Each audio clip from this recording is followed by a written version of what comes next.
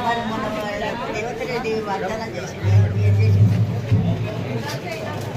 కాదు పైసలు ఇస్తాం 4,000 ఇచ్చిందా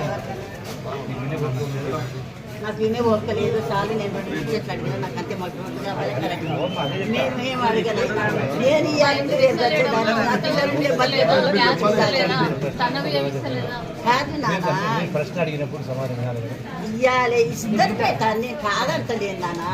ఇవాళ ఇచ్చిన వాగ్దానం మాట మళ్ళీ ఓట్లు గెలిచినాక రాదు వాగ్దానం చెయ్యి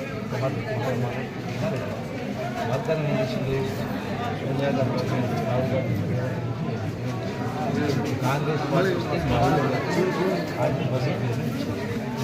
రెండవది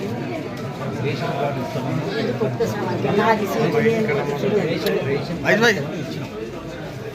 గ్యాస్ సిలిండరు కాంగ్రెస్ ప్రభుత్వం 500 ఇప్పటి వరకు 500 ఉంటే ఎక్కువ పైసలు తక్కువ కాదు 500 రూపాయలు సబ్సిడీ ఖాతాలు జమ చేస్తాం జమ కాకపోయి ఉంటే దానికి కుటుంబం ఇంటి తిరిగి అవి రాసుకొని వాటిని జమ చేస్తున్నాం ఇక్కడ ఎవరో కొన్ని రోజులు చేయకపోయింది ఇప్పుడు అందుకనే అది చేసి ఏర్పాటు చేస్తాం దీంతో పాటుగా గ్రామాలలో మీకు కూడా చేతుల వ్యవసాయం ఉంటుంది గతంలో 20,000 కోట్ల రూపాయలు రైతుల అప్పులు మాఫీ చేయడం జరిగింది 200 కరెంటు ఫ్రీ 200 కరెంటు వీధులు కరెంటు బిల్లు కట్టాలనుకోకుండా 200 కరెంటు ఫ్రీగా ఇవ్వడం జరిగింది డబుల్ బోర్డు ఇంద్రమ్మ ఇల్లు నేను ఒక ముచ్చట అడుగుతాను కరెంటు ఫ్రీ అన్నోళ్ళు ఇప్పుడు మళ్ళీ ఎందుకు బిల్లులు వేస్తుంది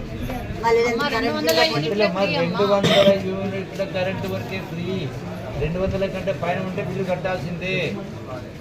ఇప్పుడు మహాభారతం తెలియదా మహాభారతం విన్నారా అవును మా సగం విని సగం వదిలిస్తే అర్థం మారిపోతుంది అశ్వత్థామ అదాన్ని గట్టిగా మాట్లాడి అంటే చనిపోయింది ఏనుగు ఏం మాట్లాడుతుంది అశ్వత్థామ అట్లా ఇవాళ కొందరు నాయకులు సగం మాట్లాడి సగం వదిలేస్తుంటే మీరు అదే నిజం అనుకుంటారు వాట్సాప్లో పెడుతున్నారు సోషల్ మీడియాలో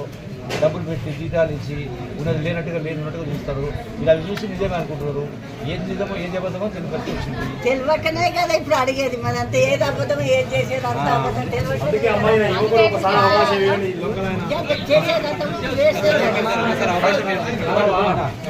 కేసీఆర్ 15 పరిపాలన